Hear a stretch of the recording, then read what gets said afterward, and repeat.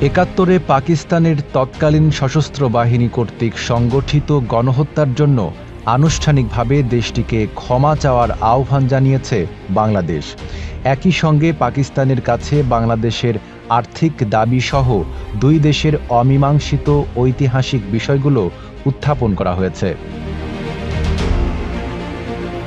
বৃহস্পতিবার পদ্মায় বাংলাদেশ ও পাকিস্তানের মধ্যে পররাষ্ট্র সচিব পর্যায়ে আলোচনার প্ল্যাটফর্ম ফরেন অফিস কনসালটেশন বা এফওসি বৈঠকে পাকিস্তানের প্রতিনিধি দলকে একাত্তরের জন্য ক্ষমা চাওয়ার কথা বলা হয়েছে।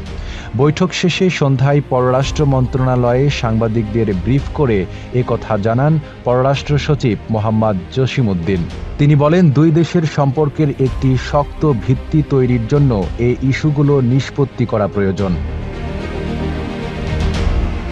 পররাষ্ট্র সচিব বলেন, বৈঠকে আমি পাকিস্তানের সঙ্গে বিদ্যমান ঐতিহাসিকভাবে অমীমাংসিত বিষয়গুলো উত্থাপন করেছি, যেমন আটকে পড়া পাকিস্তানিদের প্রত্যাবাসন, অবিভাজিত সম্পদে বাংলাদেশের ন্যায্য হিস্সা দেওয়া, 1970 সালের ঘূর্ণিঝড়ে ক্ষতিগ্রস্তদের জন্য পাঠানো বিদেশি সাহায্যের অর্থ হস্তান্তর এবং 1971 সালে পাকিস্তানের তৎকালীন সশস্ত্র বাহিনী কর্তৃক সংগঠিত গণহত্যার জন্য আনুষ্ঠানিকভাবে ক্ষমা চাওয়া।